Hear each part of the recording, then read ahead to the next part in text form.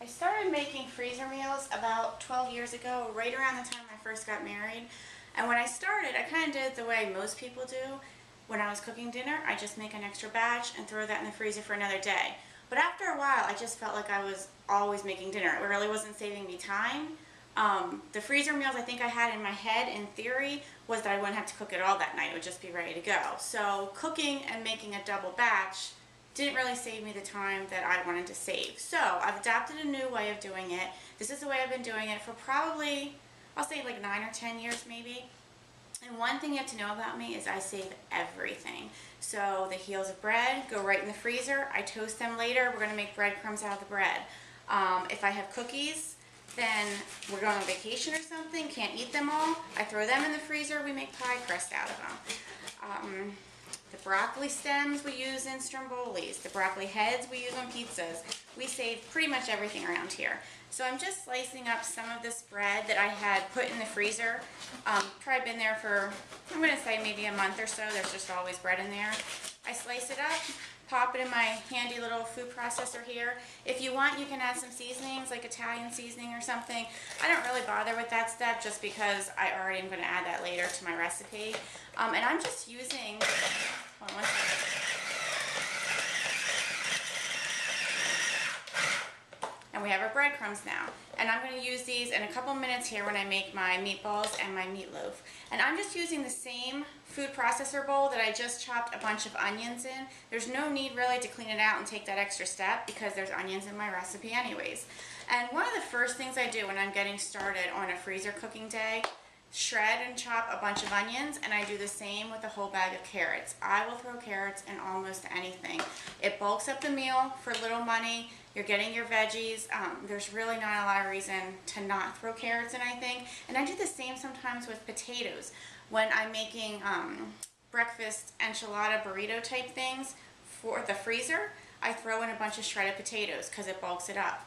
Or I'll sometimes slice potatoes really thin and lay them under the cheese on a pizza. You don't even really know you're tasting them. It bulks it up. It's not as much cheese. And my family loves it. So we go ahead and do that with a lot of the vegetables and things that we buy. The first thing I'm going to show you is some buttermilk herb chicken breast. And I already have my buttermilk setting here. So I'm just going to pour my buttermilk in. And the thing that you have to remember about me too is when I say I'm making, just take my blog post for example, 46 freezer meals in 4 hours, that's not 46 recipes. So what I'm doing with my buttermilk herb chicken breast here is I multiplied it times 4. So I'm putting in my buttermilk, 4 tablespoons of Dijon mustard, and I'm really not too particular when I'm measuring these things. I'm one of those dump and pour kind of girls. It's all to taste. And I'm also going to put in about 4 tablespoons of honey. And it makes it a lot more manageable. And I almost regret titling my post 46 freezer meals in 4 hours because I think it just overwhelms people. I think they read that title and they think, I can't do that. There's no way, I'm not that organized. The thing is, I'm actually doing this because I'm not an organized person. That's the entire reason I love freezer meals is I don't really have my stuff together, and it's not uncommon that I don't know what's for dinner and it's 4 o'clock and the kids are getting hungry. But when I have freezer meals waiting in the freezer, I can just go ahead and pull them out real quick. And if you still have a homemade dinner and we're not stopping for fast food or anything, I'm just putting some seasonings in here. I've got salt, pepper, thyme. I'm going to put a bunch of thyme in here. I have some parsley and some black pepper. Really just put in the seasonings that you like and you and your family enjoy. And then after we mix this all up, I put probably about half a cup of the marinade, because that's really all we're doing here is making a marinade. I put about half a cup per pound of meat. So just like that, I think that probably took me a minute and a half or so to mix this up. You just got yourself about 4 to 6 meals depending on the size of your family. This is about 5 cups here of marinade, and like I said, half a cup, so actually, I think I figured that out wrong. It's actually a little bit more than 4 to 6 meals. But I use a Ziploc freezer bag. I know there's a little bit of controversy over this because some say it's wasteful. It's the best thing I found that doesn't cause freezer burn. And when I do have some freezer meat that I'm putting in that is not raw, I will rewash and reuse the bags. I'm just taking my measuring cup here, measuring out half a cup. And then I'm going to take my chicken breast that I have waiting. And this is one of the biggest tips I can get you, is when you're doing freezer meals, have all your stuff out. Nothing slows me down more than having to run back and forth to the fridge and the pantry and get everything together. So I put in 3 chicken breasts for my family of 4. I have an 8 and 10-year-old. 10-year-old eats like he's a teenager. But I put in 3 chicken breasts, and I'm a little bit freaky here with the bare hands that aren't washed and touching raw meat. But what you're going to do is just seal that up, mush it around, and you just made yourself a freezer meal. You're going to do that times 5, times 6, however much you get out of this recipe. The other thing, and let me wash my hands real quick. Oh, that's up. The other thing I'm going to do is show you a balsamic roasted chicken thigh, and it's the same concept. All you're doing is taking your marinade and splitting it up. What I'm going to do here is another trick I do. I take my blender jar, take the bottom blade off. If you leave it in, it's going to cut your bag. But I take the bottom blade off and I put everything straight in here. So I have a little bit extra virgin olive oil. I'm just going to put half a cup or so in here. That to come out. There's not really a whole lot in this world that I don't like extra virgin olive oil on. Pretty good. So I've got about half a cup. I'm going to dump that straight into my bag. And what the blender bowl does is hold your bag upright for you so it's not spilling all over the counter. I'm going to take some balsamic vinegar that I always have so much trouble opening. We're going to do about a 1/4 cup. You don't really need more than that because it's pretty acidic. So do about a 1/4 cup, maybe even a little bit less than that, of your balsamic vinegar. And then you're just going to put your spices in again. I have some onion powder, some garlic powder. I like to throw a little Italian seasoning in, and I love some garlic. So I already have my bowl waiting with my garlic that I minced up fresh. We're just going to throw this all into your bag. Here's my garlic. We like a lot of garlic, but feel free. This was probably about 3 tablespoons of minced garlic. You can measure that to your family's taste. And I mix it right here in the bag, so I'm not dirtying a bowl. There's not one more thing for me to clean. I'm going to throw in a pork loin that I bought. And I know I'm very lucky. My grocery store has amazing sales. This is a, let me check here, 2.5-pound pork loin roast, and I got it for $3.65. I'm not sure why their sales are so good, but I love my meat manager. And I know that's not the case everywhere you go in the country. It's not even the case for my mom, who lives about 25 minutes away. But it is for me. Even if your prices are a little bit more, you still save money by doing this freezer cooking because you're buying big bulk packages of meat. Let me wash my hands again. And that's still going to save you money in the long run. If you buy a package of 6 pounds worth of chicken breast, it's going to be priced lower than if you're buying individual servings. And that's probably one of the biggest things you realize when you start doing freezer cooking, is that just a little bit of planning not only saves you time, because that's obvious, but it's also going to save you a lot of money. So we're just going to seal this up, mix it up a little bit to get all over your pork loin roast, and you're going to have balsamic roasted pork loin.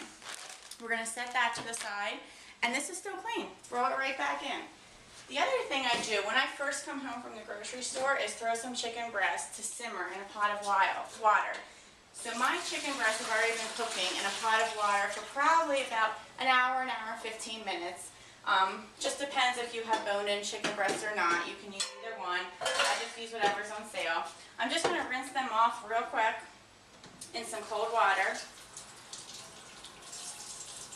And when you shred this chicken breast, you can make nearly any meal. So this is really good for the days when you even forgot to pull out a freezer meal from the night before. You can just grab this, thaw it real quick. You can make quesadillas with it. You can make enchiladas, chicken salad. You can throw it on the grill. What I'm doing here, and let me pull this over so you can see, is I'm just throwing this cooked chicken breast into my KitchenAid mixer. Just put it on low, and I'm not even plugged in. But you just put it on low for a minute here, and it's going to shred your chicken breast for you, so you're not standing there trying to shred it. And I like the big chunks of chicken breast. I don't like when it's shredded real fine, and this still gives you those big chunks. I'm still getting the big chunks that I can make a chicken salad with. I can make chicken salad sandwiches or throw it on top of a chicken. My kids love it. Just break it up a little bit, and just like that, because there's really no time involved. You're putting your chicken breast in a pot of water, and then you're dividing. I put about 3/4 of a cup in a Ziploc baggie. That's enough for my family to have a meal out of.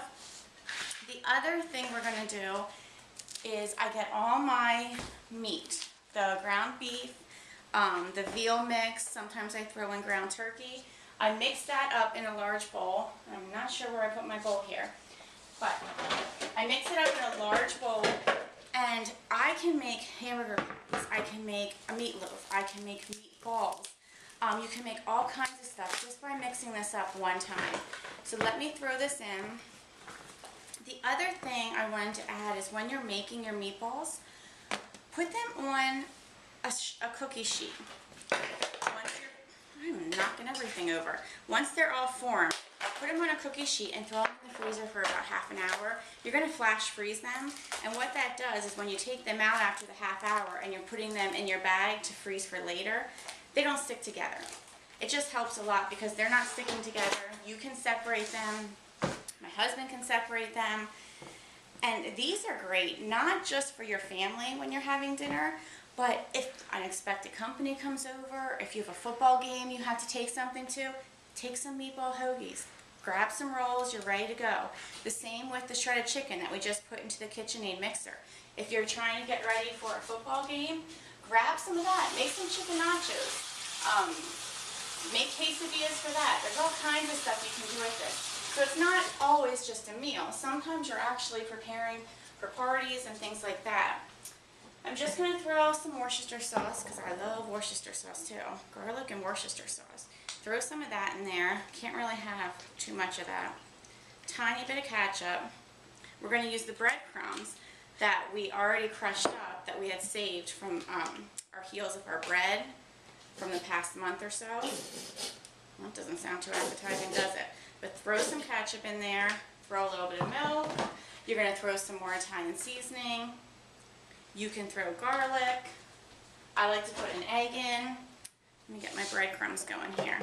And then you're just going to mix this up. When you make your meatloaf, I make my meatloaf in the loaf pan, but what I do before I put the meat in is line your loaf pan with saran wrap. Wrap it up nice and tight. Once your meatloaf is frozen, you can pull the saran wrap out and you still have your loaf pan to use the rest of the month until you get to that. The only trick with that is the day that you want to eat, when you're going to thaw it, take the saran wrap off and put it back in your loaf pan while it's still frozen, because if you try and wait until it's thawed, it just kind of gets like a mushy mess. And what we're going to do here is use some of these onions that we chopped up previously. We like a lot of onions too.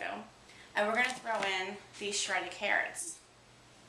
My kids never even notice there's carrots in their meatballs, in their meatloaf, in anything. Sometimes I throw them in their omelets too. And what you can do with the onions and the shredded carrots that you have left over is just put them in 1/4 cup or 1/2 cup increments. Put them in freezer bags and you have those for the rest of the month as well. We throw those in strombolis. Sometimes we throw them on top of pizzas. I've heard other people sometimes put them into the ice cube trays and freeze them in ice cube trays, and then when you pop them out you can stick them in a baggie like that. It's almost the same as flash freezing, so they're not sticking together. And then you can pop those ice cubes almost of onions and carrots into soups during the winter, into all kinds of stuff. There's just a lot you can do with it. So I'm just mixing all of this up, and then you're just going to make your meatballs just like you normally would do.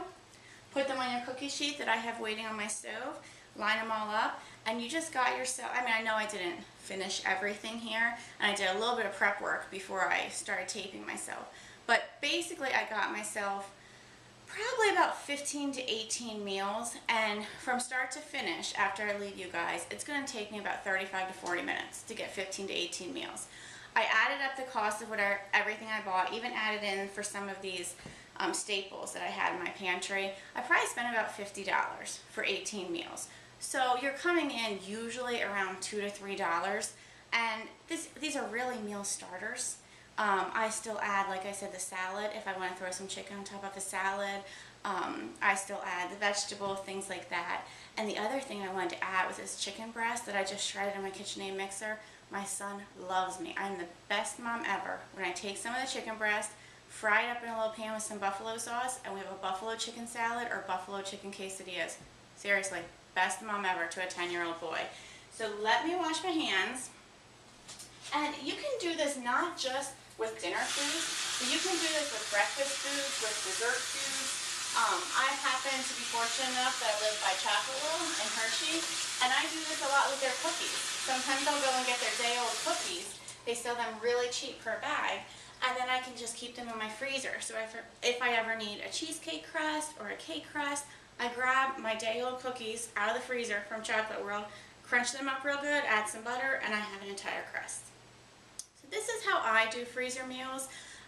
It's healthier because I'm not making a bunch of casseroles with the condensed soups and everything. That's just not really our family's thing.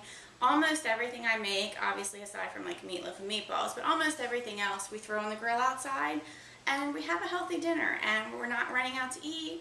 We're not grabbing things from those center aisles that everybody says are bad, and we made it. I mean, it's just pretty cool that we made it and it's waiting for us, and it allows me to be the procrastinator that I really am. Such a procrastinator. Thanks, and hopefully you guys learned something and can do it for yourself.